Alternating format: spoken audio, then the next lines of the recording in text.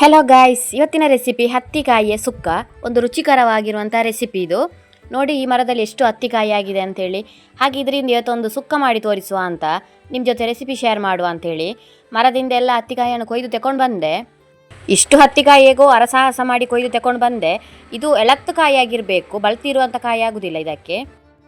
ಮೊದಲು ಈ ಎಲ್ಲ ಕಾಯಿಯನ್ನು ಜಜ್ಜಿ ಇಟ್ಕೊಳ್ಬೇಕು, ಸರಿಯಾಗಿ ಜಜ್ಜಿ ಇಟ್ಕೊಳ್ಬೇಕು. ಅದು ಎಳತ್ತಾಗಿರೋದ್ರಿಂದ ಜಜ್ಜಿದಾಗಲಿ ಸಣ್ಣ ಸಣ್ಣದಾಗಿ ಉಡಿ ಆಗ್ತದೆ. ನೋಡಿ ಈ ಥರ ಆಗಬೇಕು, ಇದು ಸಣ್ಣ ಸಣ್ಣದಾಗಿ ಪೀಸ್ ಆಗಬೇಕು. ಈಗ ಇದನ್ನು ನೀರಲ್ಲಿ ಹಾಕಿ 1 ಗಂಟೆಯಷ್ಟು ನೆನೆಲಿಕ್ಕೆ ಇಡಬೇಕು. ಇದನ್ನು 1 ಗಂಟೆ ಆದರೂ ನೀರಲ್ಲಿ ನೆನೆಸಿದರೆ ಒಳ್ಳೆಯದು, ಯಾಕಂದರೆ ಅದರಲ್ಲಿರುವಂಥ ಒಗ್ಗರಿನ ಅಂಶ ಎಲ್ಲ ಹೋಗಬೇಕು ಅದು.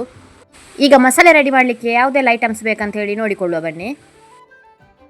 1 ಚಮಚದಷ್ಟು ಕೊತ್ತಂಬರಿ, 1/4 ಚಮಚದಷ್ಟು ಜೀರಿಗೆ, ಒಂದು 7ರಿಂದ 8ರಷ್ಟು ಮೆಣಸು, 2 ತುಂಡಿನಷ್ಟು ಹುಣಸೆ ಬೀಜ. ಇದಕ್ಕೆ ಹುಣಸೆ ಬೀಜ ಸ್ವಲ್ಪ ಜಾಸ್ತಿ ಬೇಕಾಗ್ತದೆ, ಹಾಗಾಗಿ ಒಂದು 5ರಿಂದ 6 ಬೆಳ್ಳುಳ್ಳಿ, ಹಾಗೆ 1/4 ಚಮಚದಷ್ಟು ಸಾಸಿವೆ.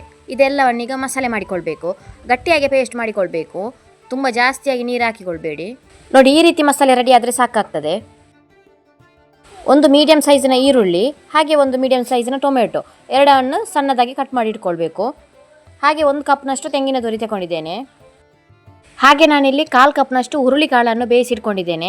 ಇದನ್ನು ಸುಕ್ಕಕ್ಕೆ ಹಾಕಿ ಮಿಕ್ಸ್ ಮಾಡಿ ಮಾಡುವ ಅಂಥೇಳಿ.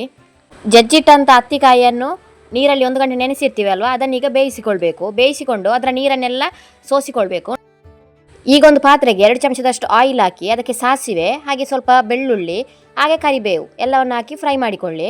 ಒಗ್ಗರಣೆ ರೆಡಿ ಮಾಡಿ ಇಟ್ಕೊಳ್ಬೇಕು. ನಂತರ ಇದಕ್ಕೆ ನಾವು ಕಟ್ ಮಾಡಿ ಇಟ್ಕೊಂಡಂಥ ಈರುಳ್ಳಿ ಮತ್ತು ಟೊಮೆಟೊವನ್ನು ಹಾಕಿ ಚೆನ್ನಾಗಿ ಫ್ರೈ ಮಾಡಿಕೊಳ್ಬೇಕು.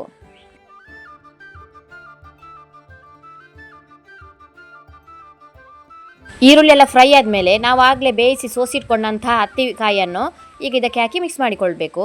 ಹತ್ತಿಕಾಯಿ ಜೊತೆಗೆ ನಾವು ಹುರುಳಿಕಾಯಿ ಬೇಯಿಸಿಟ್ಟದಿತ್ತಲ್ವ, ಅದನ್ನು ಕೂಡ ಹಾಕಿಕೊಂಡು ಜೊತೆಗೆ ಮಿಕ್ಸ್ ಮಾಡಿಕೊಳ್ಳಿ.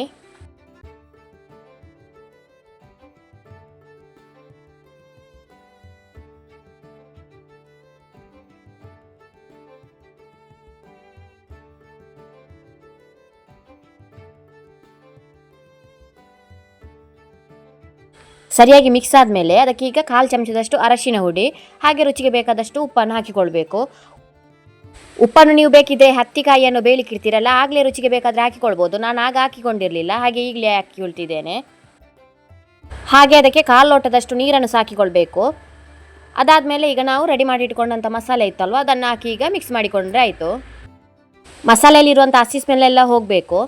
ಹಾಗೆ ಉಪ್ಪು ಕಮ್ಮಿ ಅಂತ ಅನಿಸಿದರೆ ಹಾಕಿಕೊಳ್ಬೋದು. ನನಗೆ ಇಲ್ಲಿ ಉಪ್ಪು ಸರಿ ಉಂಟು, ಹಾಗಾಗಿ ಹಾಕ್ಲಿಕ್ಕೆ ಹೋಗಲಿಲ್ಲ. ಮಸಾಲೆ ಎಲ್ಲ ಚೆನ್ನಾಗಿ ಕುದಿ ಬಂದ ಮೇಲೆ ಅದರಲ್ಲಿರುವಂಥ ಹಸಿ ಸ್ಮೆಲ್ಲೆಲ್ಲ ಹೋದ್ಮೇಲೆ ನಾವೀಗ ಅದಕ್ಕೆ ಆಗಲೇ ರೆಡಿ ಮಾಡಿಟ್ಟಂಥ ತೆಂಗಿನ ತುರಿ ಇತ್ತಲ್ವ, ಅದನ್ನೀಗ ಹಾಕಿಕೊಳ್ಬೇಕು.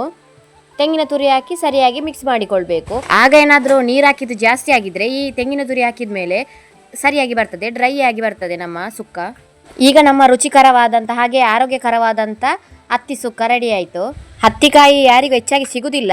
ಯಾರ ಮನೆಯಲ್ಲೆಲ್ಲ ಹತ್ತಿಕಾಯಿ ಇರ್ತದೆ ಅವರು ಈ ರೆಸಿಪಿಯನ್ನು ಖಂಡಿತವಾಗಿ ಒಮ್ಮೆ ಟ್ರೈ ಮಾಡಿ ನೋಡಿ.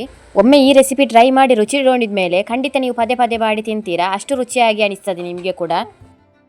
ಇವತ್ತಿನ ಈ ರೆಸಿಪಿ ನಿಮಗೆ ಇಷ್ಟ ಆಗಿದ್ರೆ ಪ್ಲೀಸ್ ಒಂದು ಲೈಕ್ ಕೊಡಿ, ಹಾಗೆ ನಿಮ್ಮ ಫ್ಯಾಮಿಲಿ ಫ್ರೆಂಡ್ಸ್ ಜೊತೆ ಶೇರ್ ಮಾಡಿ.